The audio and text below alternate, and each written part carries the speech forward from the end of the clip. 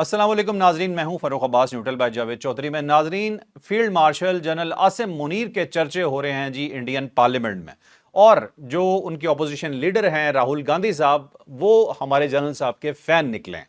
उन्होंने ऐसी ऐसी बातें की हैं कि उनकी गवर्नमेंट को आग लग गई है, लेकिन उनके हर जो लफ्ज था उससे अक्स ये वाजे हो रहा था कि पाकिस्तान के फील्ड मार्शल और पाकिस्तान जो भी कर रहे हैं वो भाई बहुत ही कामयाबी की तरफ मुल्क को लेके जा रहा है। तो ये डिटेल से आपको बताएंगे ये सारी चीज क्या है। दूसरी साइड पे आपको ये बताएंगे जी कि ईरान ने एक मिसाइल का तजुर्बा किया था पिछले दिनों, ये बात मैंने आपको बताई भी थी कि एक इंटर कॉन्टिनेंटल बैलिस्टिक मिसाइल जिसे आईसीबीएम कहा जाता है उसका एक तजुर्बा किया गया, लेकिन तजुर्बा किसी डिफरेंट तरीके से किया गया कि सैटेलाइट रॉकेट के तौर पे उसे लॉन्च किया गया ताकि कोई एतराज ना कर सके। लेकिन अब थोड़ी सी डिटेल जिस तरह की सामने आ रही है कि वो खुर्रम शहर नाम का एक मिसाइल है, खुर्रम शहर 4 तक उन्होंने अनाउंस किए थे, 5वां उन्होंने अनाउंस नहीं किया, लेकिन ये उसी सीरीज का है।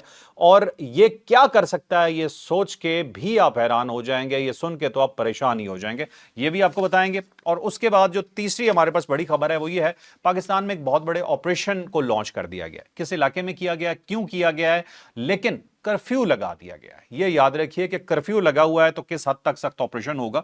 और अगली स्टोरी जो हम आपसे जिक्र करेंगे जी, अदाकारा हुमैरा असगर के बारे में एक स्टोरी है, एक स्पेकुलेशन उनके बारे में की जा रही है कि शायद उनका मर्डर हुआ है, लेकिन क्योंकि अभी इन्वेस्टिगेशन हो रही है तो कुछ उसके बारे में कहा नहीं जा सकता, लेकिन उसमें एक बहुत बड़ा इंकशाफ हुआ है, वो आपको बताएंगे कि क्या है। और आखिरी स्टोरी जो आज हम जिक्र करेंगे, परेशान कुन दोबारा थोड़ी, कि जो बंगाली मुसलमान हैं इंडिया में, जो कि इंडियन बंगाल से जिनका ताल्लुक है, उनके साथ क्या हो रहा है ये डिटेल से आपको बताएंगे। तो एक वक्फे के बाद लेके चलते हैं आपको डिटेल स्टोरीज की तरफ। तो नाजरीन, सबसे पहली स्टोरी राहुल गांधी के हवाले से जी। राज्यसभा में वो बोल रहे थे, उन्होंने उधेड़ के रख दिया मोदी को और मोदी गवर्नमेंट को। अब उन्होंने जो जो बातें की वो ऐसा था कि जैसे वो एक आग लगा रहे हैं बाकायदा अपनी मोदी सरकार को।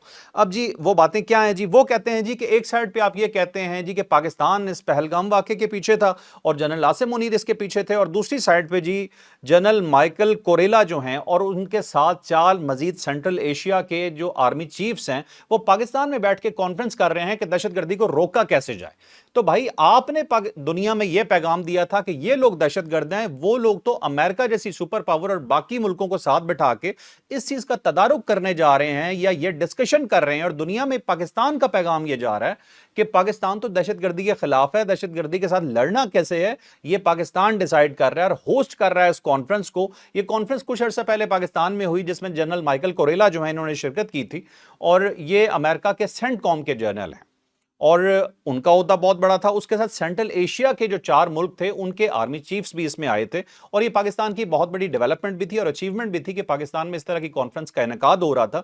तो उसका उन्होंने पूरा रेफरेंस दिया। उन्होंने कहा भाई जिन्हें दुनिया में आप दहशतगर्द साबित कर रहे थे, दुनिया उनके साथ बैठ के ये फैसला कर रही है कि दहशतगर्दी खत्म कैसे करनी है। तो आपकी किस चीज की कामयाबी है कि आप कहते हैं जी कि पाकिस्तान को जी हमने ये कर दिया, पाकिस्तान को वो कर दिया।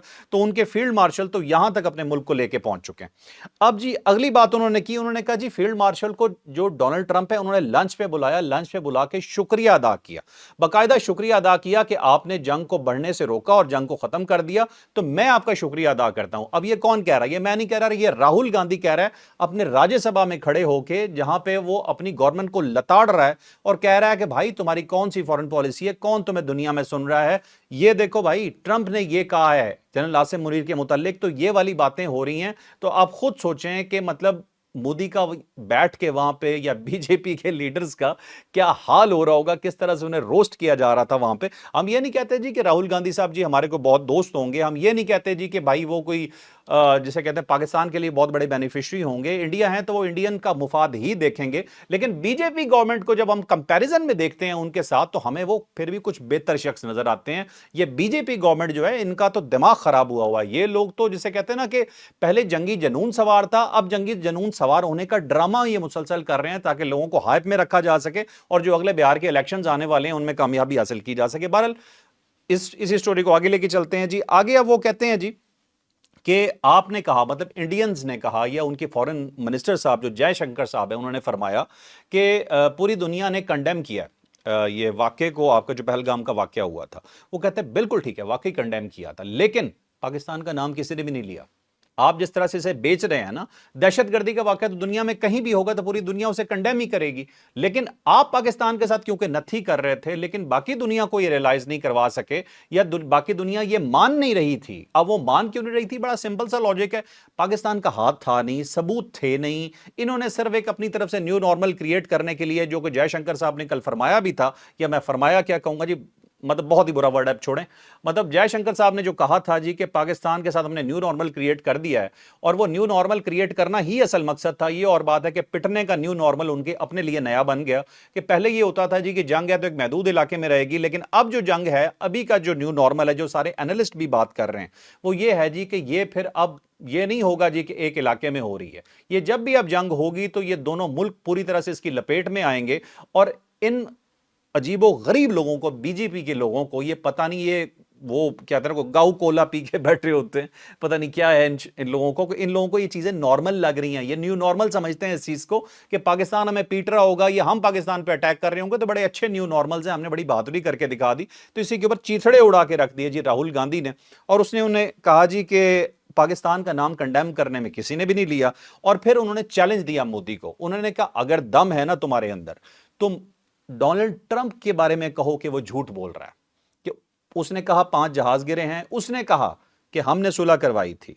पाकिस्तान को तो इस पे एतराज नहीं है, लेकिन अब इसके बारे में वो मोदी को चैलेंज कर रहा है कि अगर तुम्हें इस बात पे एतराज है, मैं तुम्हें चैलेंज करता हूं कि तुम कहो कि डोनाल्ड ट्रंप झूठ बोल रहा है। तो ये किया जी राहुल गांधी ने जनाब मोदी साहब के साथ और अपनी पूरे बीजेपी सरकार के साथ, जो कि इंतहाई बस अजीबो गरीब किस्म के लोग हैं, पता नहीं किस तरह के लोगों को इन्होंने अपने सर पे बिठा लिया है, जिन्होंने सिर्फ नफरत भर दी है उनके पूरे मुल्क में, अपना बेड़ा गर्क खुद ही करवाते जा रहे हैं। एक भरम जो थोड़ा बहुत बाकी था वो भी उन्होंने खत्म करवा के रख दिया है, और अभी भी अनाउंसमेंट वो ये करते हैं जी कि हम बहुत अजीम हैं और हम जीत चुके हैं। पूरी दुनिया ने देखा है उनके साथ क्या हुआ है। बहरहाल अभी जो आपको सारी स्टोरी बताई है राहुल गांधी की थी, जो उनके अपने ही अपोजिशन लीडर हैं और कांग्रेस को हेड कर रहे हैं। अब आप देख सकते हैं कि उनके साथ वहां पे क्या हो रहा है। और नाज़रीन, दूसरी स्टोरी जो है हमारे पास वो है जी ईरान के हवाले से, कि उन्होंने आईसीबीएम का तजुर्बा किया है, एक बर्र-ए-आज़म से दूसरे बर्र-ए-आज़म को हिट करने वाला मिसाइल, जिसे इंटरकॉन्टिनेंटल बैलिस्टिक मिसाइल कहा जाता है। तजुर्बा किसी और तरीके से किया गया था, इसे एज अ रॉकेट लॉन्च किया गया था, लेकिन अब उसकी कुछ मजीद डिटेल सामने आई है। डिटेल्स ये हैं जी कि इसकी जो रेंज है वो 12,000 किलोमीटर है, जो इसकी रेंज है कि 12,000 किलोमीटर तक ये दूर रेंज है इसकी, कि ये वहां पे जाके मतलब एक जगह से फेंकेगा दूसरी जगह ये टारगेट कर लेगा। और खुर्रम शहर इसका नाम है, खुर्रम शहर 5। खुर्रम शहर 4 तक तो इन्होंने बताए थे कि हमने ये टेस्ट किए हैं। जो लेटेस्ट इनके मिसाइल थे जो इन्होंने इजराइल पे चलाए भी, और इजराइल को बहुत उसका एंड पे नुकसान भी हुआ, जो आखिरी 2 दिन में उनकी बहुत तबाही हुई थी, उसमें इस मिसाइल का बहुत बड़ा किरदार था। अब ये एडवांस टेक्नोलॉजी का उन्होंने 5वां एक इसी सीरीज का 5th का तजुर्बा किया है, लेकिन वो शायद उसे ओपनली उस तरह से अनाउंस नहीं करना चाह रहे। लेकिन अब कुछ डिटेल्स खुल के सामने आ रही हैं कि 16 मैक की स्पीड है इसकी। 16 मैक का मतलब होता है 20 से 22,000 किलोमीटर पर घंटा। ये इतना तेज मिसाइल है कि इसे रोकना तकरीबन नामुमकिन है किसी भी डिफेंस सिस्टम के लिए। और अब एक यहां पे जो बात है, जिसे हम ये कह सकते हैं ना कि इन्होंने ये किया क्यों होगा। बेसिकली इन्होंने जिसे कहते हैं ना कि किसी ऐसे मुल्क को डराना था कि जिससे इन्हें यह था कि हमें कल को नुकसान दे सकता है, और जो हमने पास्ट में देखा वो अमेरिका ही है। तो 11,000 किलोमीटर दूर है तेहरान से अमेरिका, जो है जो इसका डिस्टेंस बनता है। और इस मिसाइल के जरिए अगर वो कल को हिट करना चाहे अमेरिका को, अगर अमेरिका ईरान को कोई नुकसान देता है या अमेरिका हमला करता है, तो अमेरिका को डराने के लिए या उसे बताने के लिए हम भी तुम्हें ये हिट कर सकते हैं। तो ये भाई 36 मिनट में ये मिसाइल हिट कर जाएगा अमेरिका को, 36 मिनट्स में।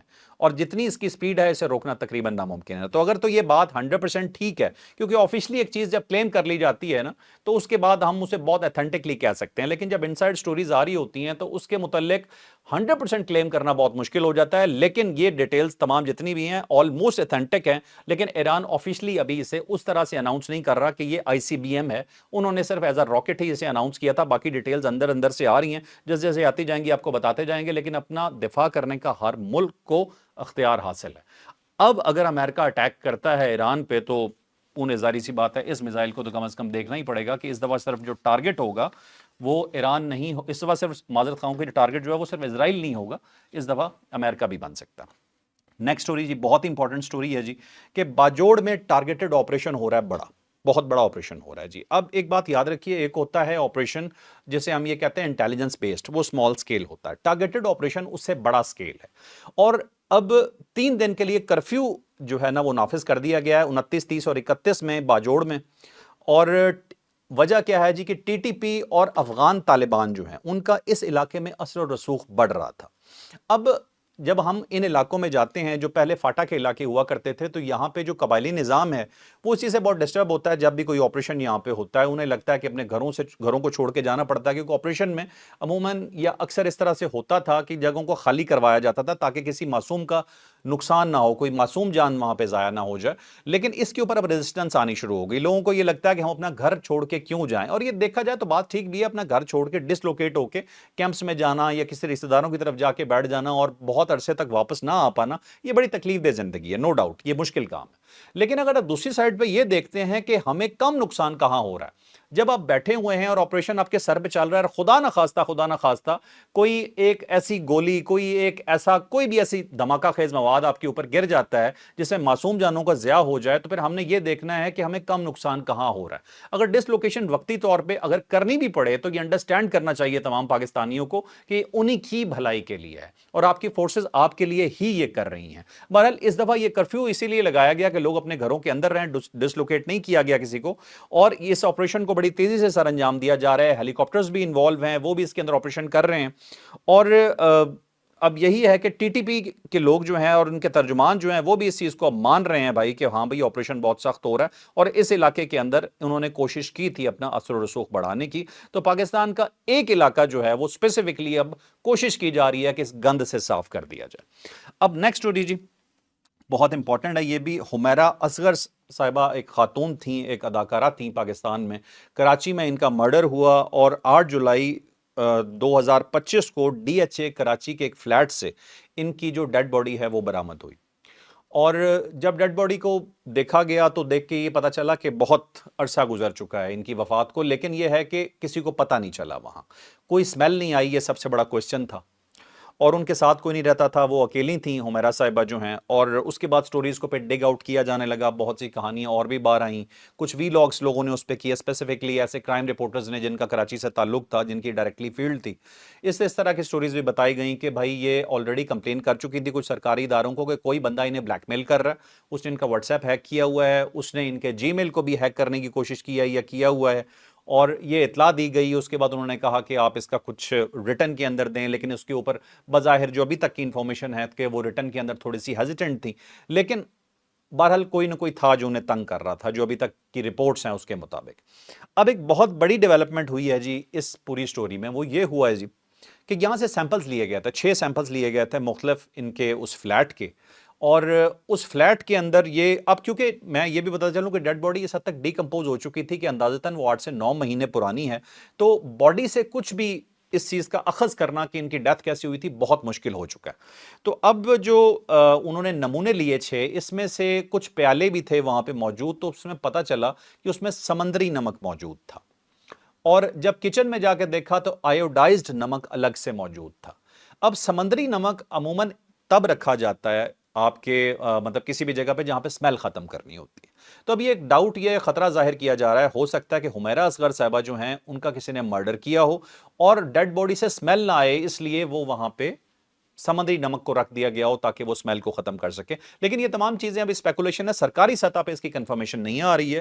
لیکن آپ کو پتا ہے کہ ہمارے یہاں نظام تھوڑا سلو ہے، آتا بھی ہے تو اتنی جلدی نہیں ہوتا سب کچھ. لیکن ہوپ فلی جو بھی ہو، اگر اس کے اندر کوئی ایسا مسئلہ ہے کہ انہیں کسی نے مرڈر کیا یا کچھ ہوا ہے تو مجرم کو لازمی طور پہ پکڑا جانا چاہیے. کیونکہ یہی میسج آپ دے سکتے ہیں اپنی سوسائٹی کو کہ آپ غلط کرو گے تو آپ کو سزا ہوگی. ادروائز تو پھر شتر بے مہار ہے، جس کا جو دل چاہتا ہے، جس کے پاس جو طاقت ہے وہ کر سکتا ہے، جو غریب ہے وہ بیچارہ پستا رہے گا. لیکن قانون سب کے لیے برابر ہونا چاہیے اور قانون کو تھوڑا فاسٹ ہونا چاہیے. اچھا جی اب چلتے ہیں جی ہماری آخری سٹوری پہ. یہ میں انڈین اینالسٹ کو جی سن رہا تھا، ان کے ایک دنیش ووہرا صاحب ایک اینالسٹ ہیں انڈیا کے، کافی بیلنسڈ اینالسٹ ہیں. انہوں نے بنگالی بولنے والے جو مسلمز ہیں انڈیا میں، جو کہ انڈین بنگال ہے، میں اس کی بات آپ کو کر رہا ہوں، اس کے بارے میں کہا کہ مسلمان ہونا، اب یہ انڈین اینالسٹ کہہ رہا ہے اور یہ کوئی مسلم نہیں ہے، دنیش ووہرا ان کا نام ہے، یہ خود انڈین ہے. ٹھیک ہے، نام سے ایسے ہی لگ رہا ہے کہ ہندو مذہب سے ان کا تعلق ہوگا. یہ کہہ رہے ہیں کہ آپ اگر مسلمان ہیں بھارت میں तो आप समझें कि आप फिर मुजरिम हैं, आपको वहां पे पाकिस्तानी कंसिडर किया जाएगा, दुश्मन कंसिडर किया जाएगा, आपकी जिंदगी मुश्किल बनाई जाएगी। और अगर आप बंगाली मुस्लिम हैं तो फिर आपको बांग्लादेशी तस्वुर किया जाएगा और आपकी जान को ज्यादा खतरा हो जाएगा। और ये खतरा किससे होगा? ये जी वो कहते हैं जी भगवा ब्रिगेड से। ये भगवा ब्रिगेड कौन है जी? ये सैफरॉन कलर पहने हुए आपने कुछ गुंडे देखे होंगे तस्वीर में, कुछ वीडियोस के अंदर, जो गले में पटे डाल के, मैं तो इनफैक्ट पटे, मैं तो वही कहूंगा कि जो एक जानवर को हम पटा डालते हैं। अब यहां पे हमारा मकसद मकसद किसी के मजहब को डिग्रेड करना नहीं है, सबको प्रैक्टिस करने की इजाजत है, जो जिसका दिल चाहे अपने मुल्क के अंदर जो उसका मुल्क है वो करे। लेकिन जब वो किसी को नुकसान देगा ना, तब हम उससे प्रॉब्लम होगी। तो ये जो भगवा कलर पहनने वाले हैं, सैफरॉन कलर पहनने वाले हैं, इन्होंने अपनी ब्रिगेड्स बनाई हुई है जो बदमाशी करते हैं वहां पे इंडिया में, और वहां पे मुसलमानों पे जुल्म करते हैं। इसमें स्पेशली जो ये हैं जी बंगाली मुसलमान, जो इंडियन बंगाल है, उनकी जिंदगी अजीरन कर दी गई है। वो पूरे जब भी इंडिया के अंदर जाते हैं और कहीं पे नौकरियां तलाश करते हैं तो हर जगह उन्हें बड़ा हेटेड, वहां जिसे कहते हैं ना, इन्वायरमेंट मिलता है। न्यूट्रल लोगों से नहीं, लेकिन इस भगवा ब्रिगेड से उन्हें मुसलसल खतरा रहता है। और इनसे, जिसे वो कहते हैं ना कि हर वक्त उन्हें बचना रहता है कि कोई पता नहीं कि किस वक्त हमला करके इन्हें जान से ही मार दिया जाए। लेकिन ये मुसलमानों का हाल है जी इंडिया के अंदर। अब आप खुद सोचें कि अल्लाह ने आपको ये पाकिस्तान जैसा तोहफा दिया है जिसमें अपनी आजादी से आप दनदनाते फिरते हैं, अपनी मर्जी से जो आपका दिल करता है आप करते हैं। हमारा पाकिस्तान है, हमारा मुल्क है।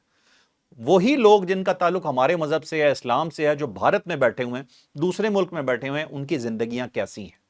तो अपनी सबसे पहले तो आज़ादी जो है ना, इस पे अल्लाह का शुक्र अदा करें।